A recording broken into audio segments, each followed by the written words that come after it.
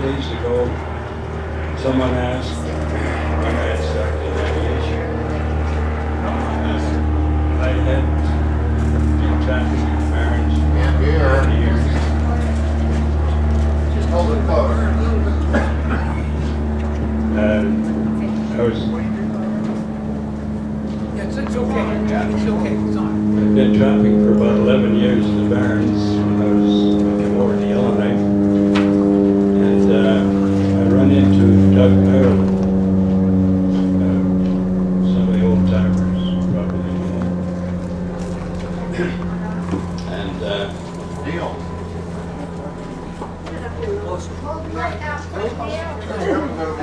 That's it. That's it. and anyway, he had a trip all lined up. He was flying for Associated Airways at that time with an Anson. And the trip he had was out to the mouth of the Perry River to, with the passengers on board to establish the nesting ground of the Ross's goose. The passengers he had, the head of the three was Peter Scott, the Englishman who is world renowned for an ornithologist. Paul Quinault, he had something to do with mining, and Harold Hansen, who was with the U.S. Wildlife Service. So I had a talk with them before we left, while Doug was looking the aircraft over, and I mentioned, excuse me, I mentioned to Peter Scott that my father was an amateur bird watcher. So he said, well, it's just a touch over from the flight to Bathurst Inlet. Can I just interrupt for a minute? Kevin, are you here? Kevin? Kevin? Oh, Mr. Rowe. I don't see that. Okay, we're just going to get it turned up a bit, the volume. Okay. Keep talking until we find it. Where did you leave me off?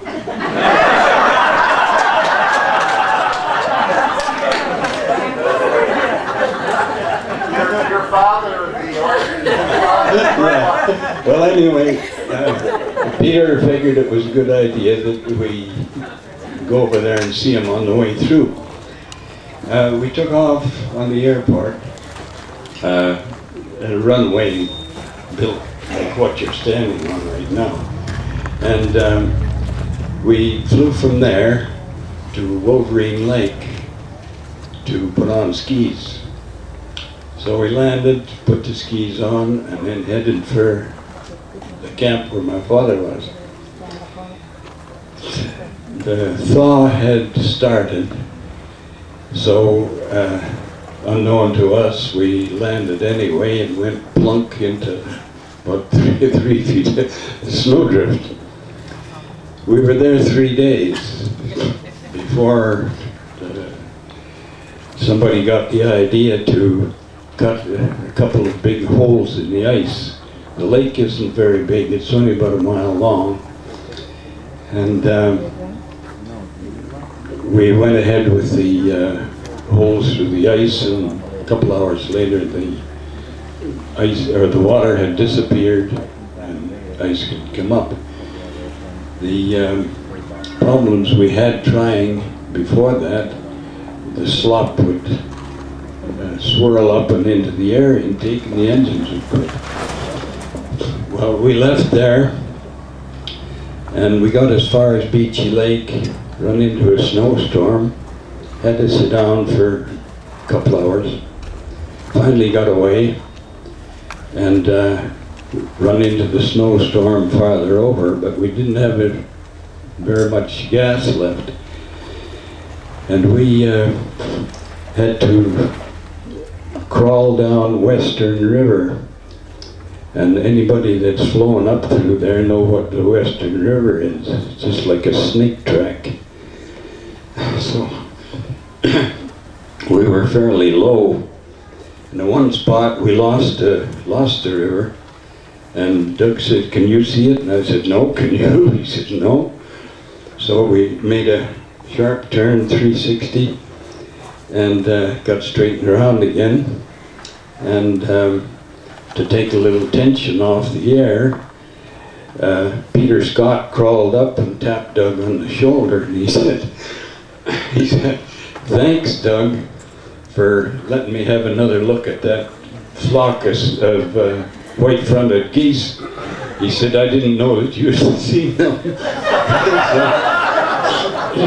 So anyway, we didn't tell him any different. But we made it into Bathurst, where they had made arrangements with the Air Force to drop some gas off the fall before.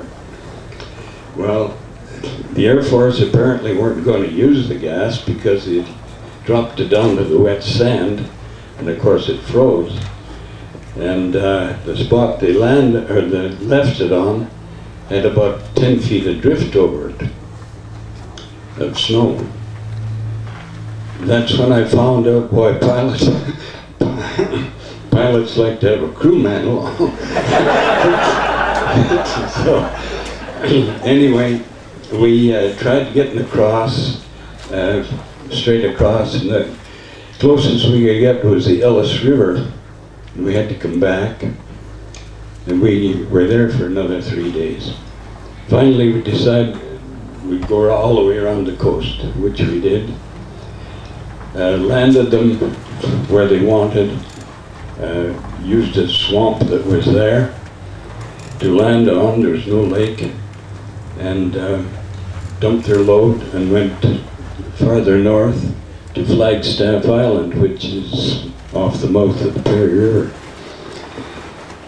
And the fella that had, the Inuit that had taken over the post in the Hudson Bay, he was away at Sherman Inlet, so there was nobody there who could speak English.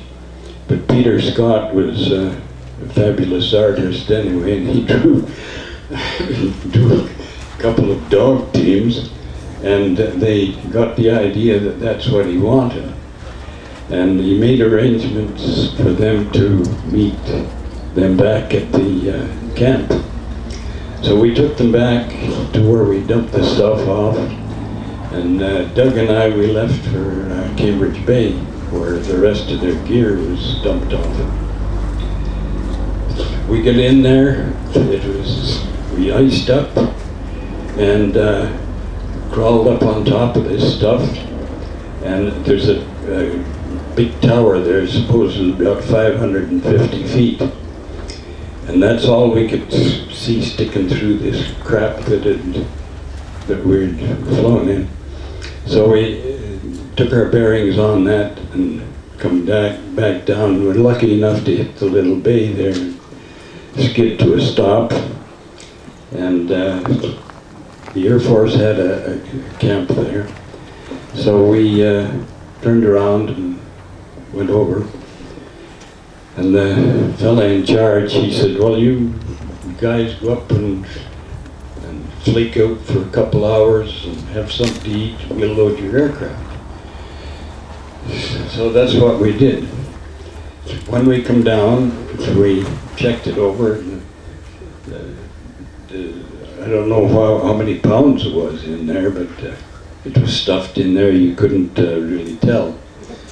So anyway, we strapped the canoe onto the top of the wing, around the root, tied her down to it, and left.